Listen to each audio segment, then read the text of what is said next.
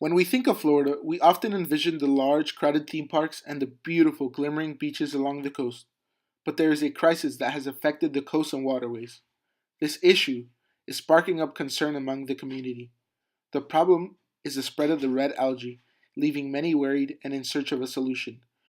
The beaches, which once reflected the vibrant and sparkling colors of the sunset, have now been reduced to dead cadavers of sea creatures washing up on the smell infested shores of the beaches. This arising issue has affected many of Florida's residents along the coast, as well as the tourist depending economy. Annually, there are thousands of people that fly down to escape the cold of the north and enjoy the nice warm weather. This situation has deterred many tourists from booking their trips to sunny Florida, resulting in major economic loss. The view of the beach is a totally different one because of the marine life that the algae has taken on its rampant path. This red tide, however, is nothing new. It is actually an annual recurring event that spans along certain parts of the coast, but has only recently gotten worse because of man made issues that interfere with Mother Nature.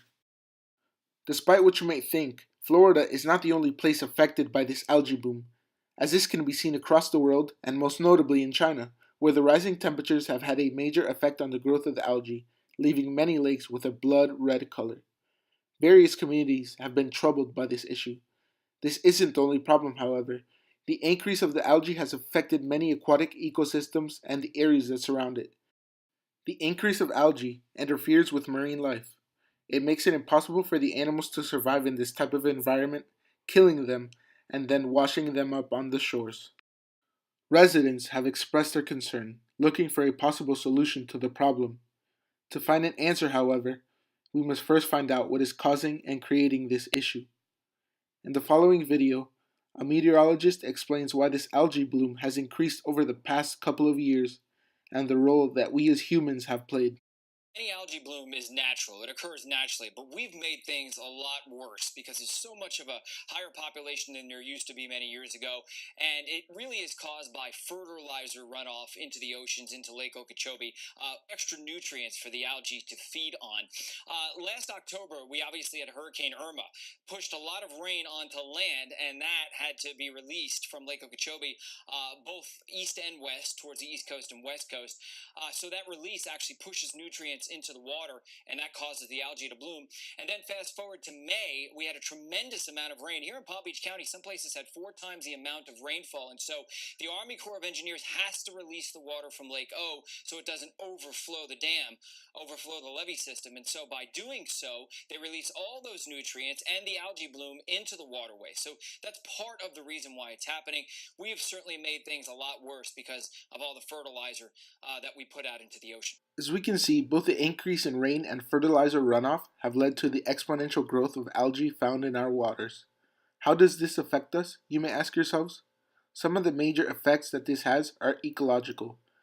Estuaries, which are vital habitat for thousands of marine species, has seen an increase in the amount of algae, possibly killing and affecting future generations of sea creatures. Thousands of dead fish have washed up on the shores. Other affected creatures include sea turtles and even large manatees, showing that the algae affects both big and small animals alike. With these dead animals washing up on the shores, it has created a huge problem for the neighboring communities. The beach view is anything but pleasing, and if that doesn't throw you off, then the stench given off by the dead animals will.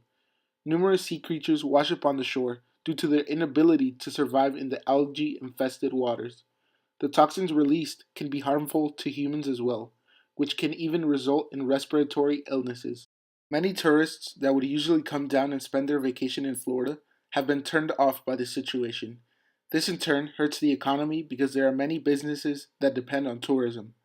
Restaurants, hotels, and other tourist dependent jobs see this algae bloom as a threat, leading them to look for a possible solution to the problem. So, how exactly do we fix this issue that we have seemingly worsened? The truth is, we can only alleviate it. Many are turning to Lake Okeechobee, where much of the water that used to be released is now dammed up. Many feel that the water stored there should be released and treated just under the lake, so that it can then be let go for the water to finally take its natural course to locations such as the Everglades. I believe it's important that we do something to stop this ongoing issue. It will not only help better the economy, but it will help restore the ecosystem and the organisms that live within them. It is important that we preserve this for future generations to come.